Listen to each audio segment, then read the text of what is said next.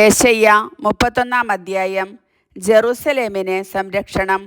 കർത്താവിനോട് ആലോചന ചോദിക്കുകയോ ഇസ്രായേലിൻ്റെ പരിശുദ്ധനിലേക്ക് ദൃഷ്ടി ഉയർത്തുകയോ ചെയ്യാതെ സഹായം തേടി ഈജിപ്തിലേക്ക് പോവുകയും കുതിരയിൽ ആശ്രയിക്കുകയും രഥങ്ങളുടെ എണ്ണത്തിലും കുതിരപ്പടയാളികളുടെ കരുത്തിലും വിശ്വാസമർപ്പിക്കുകയും ചെയ്യുന്നവർക്ക് ദുരിതം.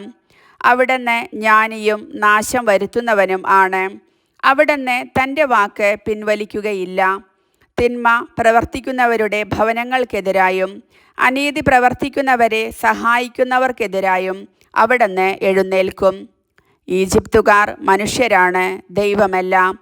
അവരുടെ കുതിരകൾ ജഡമാണ്, ആത്മാവല്ല.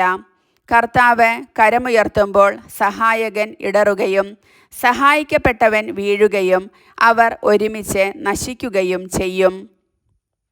കർത്താവ് എന്നോട് അരുളി ചെയ്തു, സിംഹമോ സിംഹക്കുട്ടിയോ ഇരയുടെ നേരെ മുരളുമ്പോൾ ഒരു കൂട്ടം ഇടയന്മാർ അതിനെതിരെ ചെന്നാലും അവർ ഒച്ച വയ്ക്കുന്നത് കേട്ട് അവ പേടിക്കുകയോ പരിഭ്രമിക്കുകയോ ചെയ്യാത്തതുപോലെ സൈന്യങ്ങളുടെ കർത്താവ് യുദ്ധം ചെയ്യാൻ സിയോൻ പർവ്വതത്തിലും അതിൻ്റെ കുന്നുകളിലും ഇറങ്ങിവരും.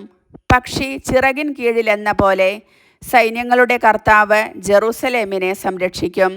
അവിടുന്ന് അതിനെ രക്ഷിക്കുകയും മോചിപ്പിക്കുകയും അഭയം നൽകി ജീവൻ പരിപാലിക്കുകയും ചെയ്യും.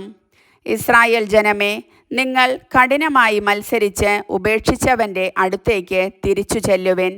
അന്നു നിങ്ങൾ സ്വന്തം കരം കൊണ്ട് പാപകരമായി പൊന്നും വെള്ളിയും കൊണ്ട് നിർമ്മിച്ച വിഗ്രഹങ്ങളെ വലിച്ചെറിയും. അസീറിയ മനുഷ്യൻ്റേതല്ലാത്ത ഒരു വാൾ കൊണ്ട് വീഴും. മനുഷ്യൻ്റേതല്ലാത്ത ഒരു വാൾ അവനെ സംഹരിക്കും. അവൻ വാളിൽ നിന്ന് ഓടിപ്പോകും. അവൻ്റെ യുവാക്കന്മാർ അടിമകളാകും. അവൻ തൻ്റെ അഭയശില വിട്ട് ഭീതിയോടെ ഓടിപ്പോകും. അവൻ്റെ സേവകന്മാർ പതാകയും ഉപേക്ഷിച്ച് സംഭ്രാന്തിയോടെ പലായനം ചെയ്യും. സിയോനിൽ അഗ്നി ജ്വലിപ്പിക്കുകയും ജെറുസലേമിൽ ആഴി കൂട്ടുകയും ചെയ്ത കർത്താവാണ് ഇത് അരുളി ചെയ്യുന്നത്. കർത്താവിൻ്റെ വചനം.